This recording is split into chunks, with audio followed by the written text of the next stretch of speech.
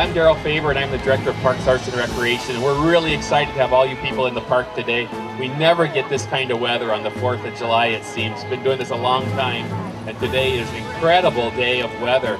Leading our parade right now is Boy Scout Troop 401. We always appreciate having our local troop here in town, so let's give them a round of applause.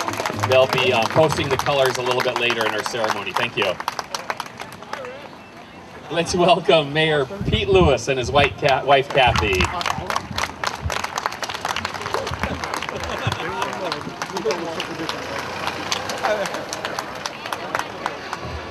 Following Mayor Lewis and Kathy is Councilmember Nancy Backus, driven by her daughter Lucky, who's almost ready to hit the real streets, so clear the sidewalks. Next we have Auburn City Council member Virginia Haugen. Welcome, Virginia. Auburn City Council member John Partridge and his wife Shirley. Thank you. Good to see you. Looking very comfortable in the golf cart is Council member Bill Pelosa and his wife Joyce. Now, Joyce told me she hit two 30-foot putts over the week here, so congratulations. 3. Next is Auburn City Council member Rich Wagner. Welcome, Rich.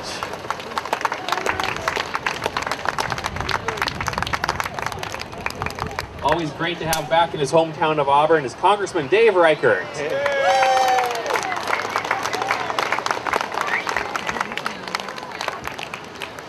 And welcome Senator Joe Fain, new to Olympia this year. Thank you, Joe, for representing Auburn. And my wife, Stephanie. And his wife, Stephanie, newly bride, Stephanie. Looks like Dave and Joe have their own agenda of doing another lap. Next up is Representative Mark Hargrove. Welcome, Mark. Hi.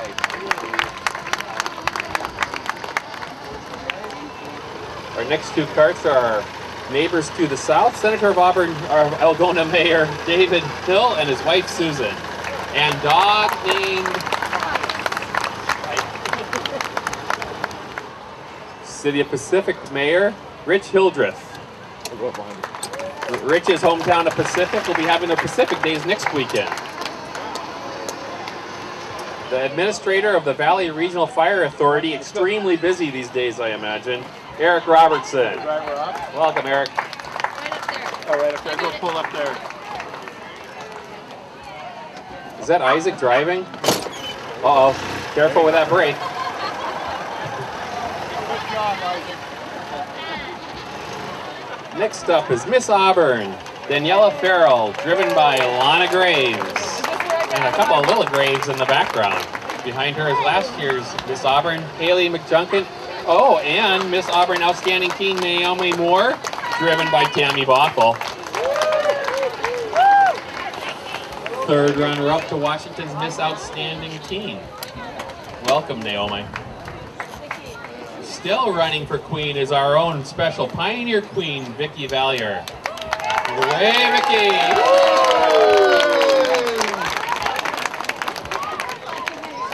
Unbelievable number of kids and balloons and bikes here. Let's watch them parade by, and then we'll have our Pledge of Allegiance in just a minute. Let's give these kids a round of applause. Many of them spend a lot of time decorating these bikes. One of Auburn's best traditions is the annual 4th of July bike parade. I'll do it in the morning. This looks very good. I have to admit I watched a minute of NASCAR yesterday and there were a lot of crashes, so let's keep this under control.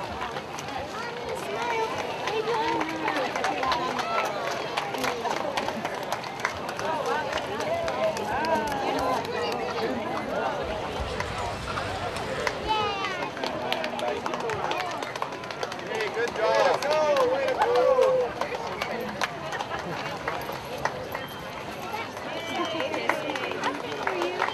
You can see which ones are future Miss Auburns by their waves.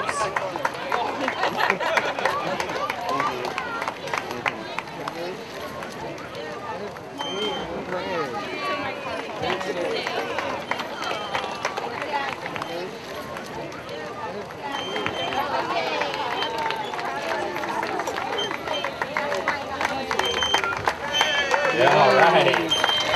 No way! How come These former Miss Auburns are everywhere today. Aw, that's okay, but thank you. There's former Mr. Auburn, Mayor Chuck Booth in the front row out there. Welcome, Mayor Booth and Leela.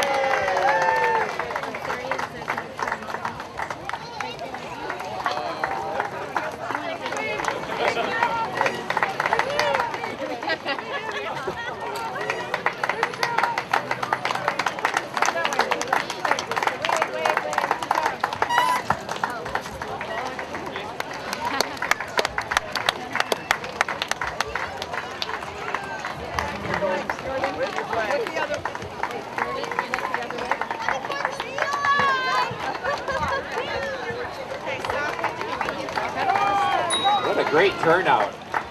Unbelievable. We haven't partied in this park since Kids Day. It's been like 4 days. We should have just left the booths up. Oh, I love those sunglasses. They're still coming. I think we have a few more here. This is good. This is our first sled in Les Gove. Unbelievable. Well, thanks again for coming. At this time, I'd like to welcome Boy Scout Troop 401 to present the colors. Will the audience please rise and remove your hats? Troop attention. Color guard. Forward. Hut.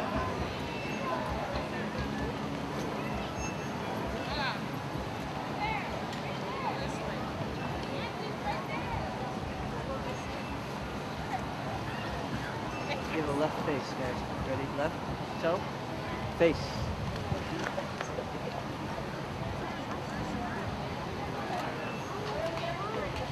Will you please join me in the Pledge of Allegiance? I pledge allegiance to the flag of the United States of America.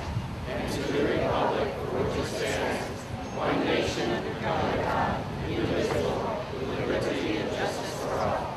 Color guard, post the colors.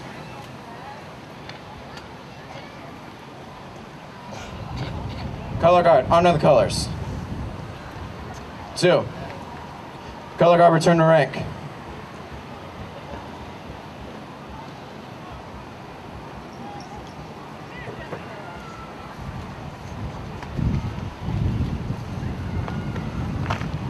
Guys, give a right face.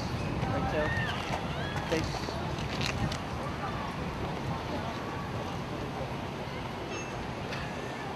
Forward. March. Let's give Scout Troop 401 a round of applause. And please remain standing.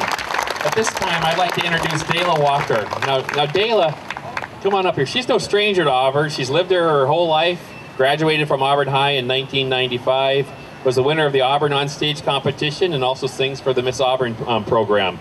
Welcome, Dayla, with our national anthem.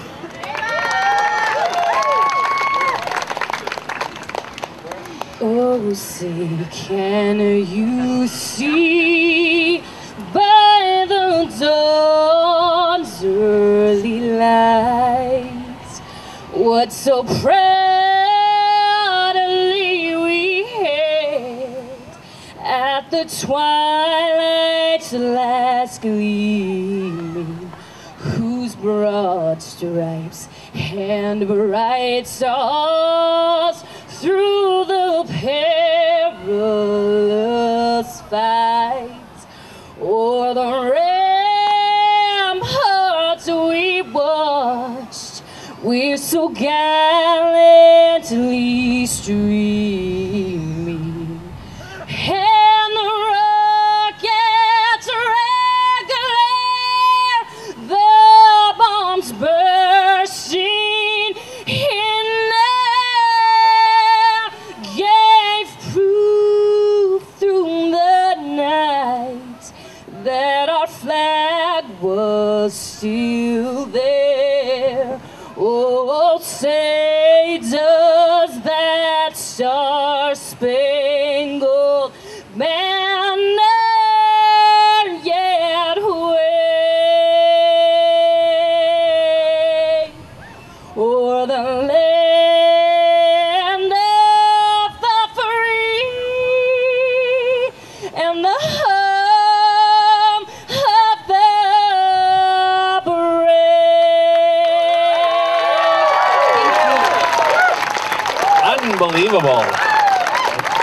know one thing about that. It's good to hand off the mic to Mayor Pete Lewis after that kind of singing, so I don't have to follow it up. So Mayor Pete Lewis. Thank you, Daryl. I appreciate it. Thank you, everyone, for being here today. How about a 4th of July when it's warm and sunny? I really appreciate everybody who's come here today, having a brand new Pioneer Queen, Queen Vicky. Good to see you here. Having our queens here.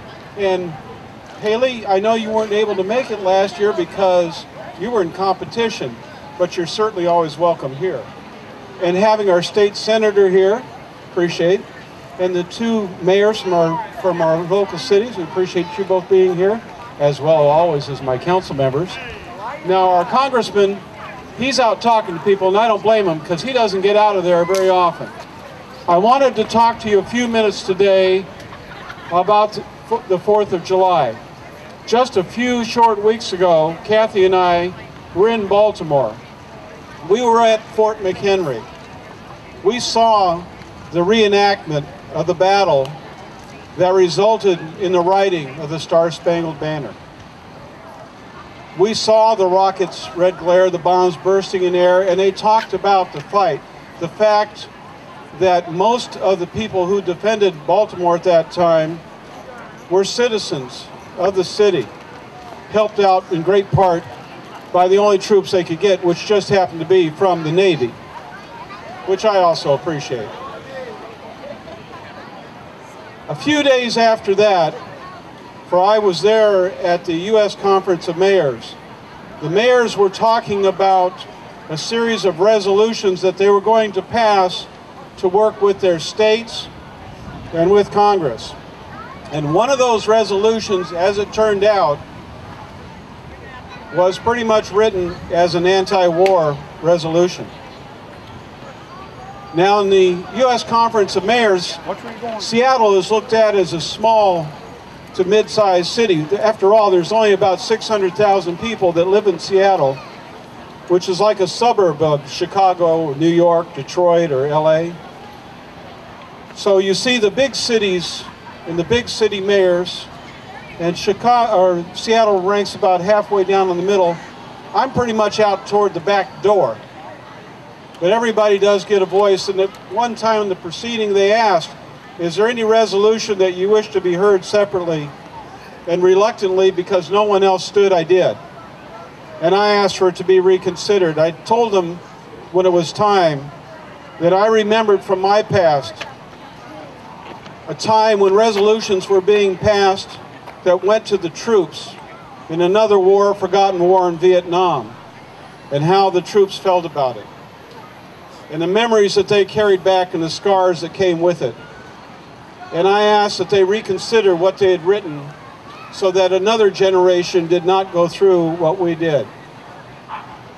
For an hour and a half, debate went on.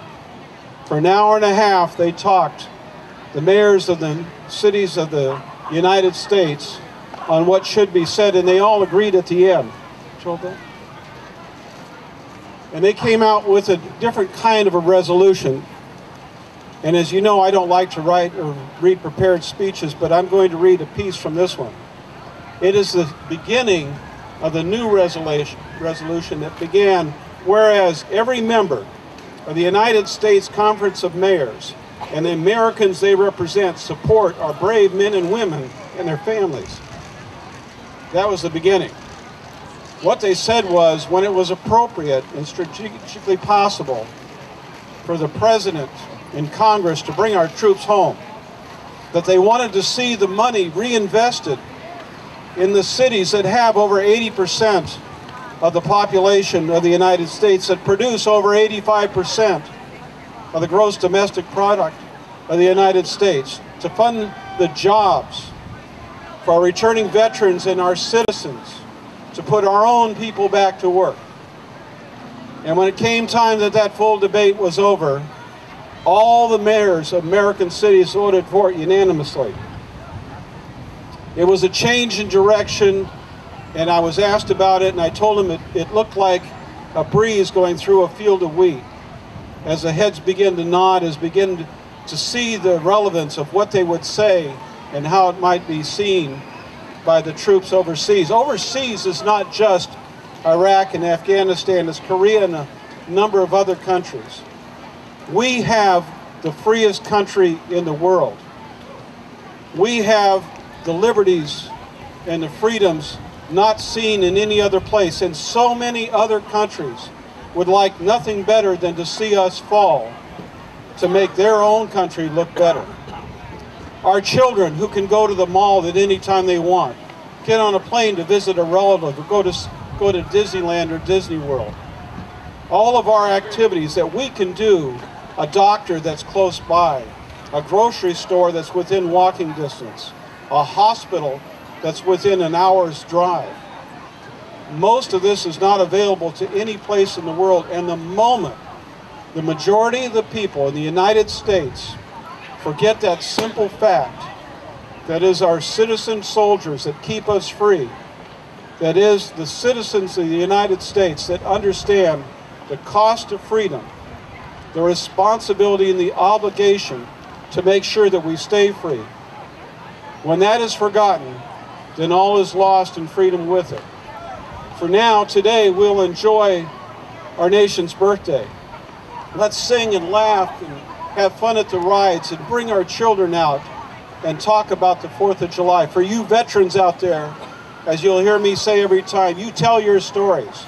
You make sure that the obligation for freedom is understood. Happy 4th of July. May God bless America. Thank you, Mayor Lewis. I really hope that you all have a chance to enjoy the festival today, and to really thank the electeds as well. It's really a difficult time to be an elected official, and we are surrounded by some really great ones. So we're really lucky here in Auburn to have a group that really supports what we do in our community. So enjoy your day. It's going to be a great day. We've got 2 sound stages, over 80 booths, from pony rides to climbing, things for kids of all ages to enjoy. Enjoy the new Discovery Playground. It's 1 year old about today. And just enjoy your day out. Thanks for coming out today.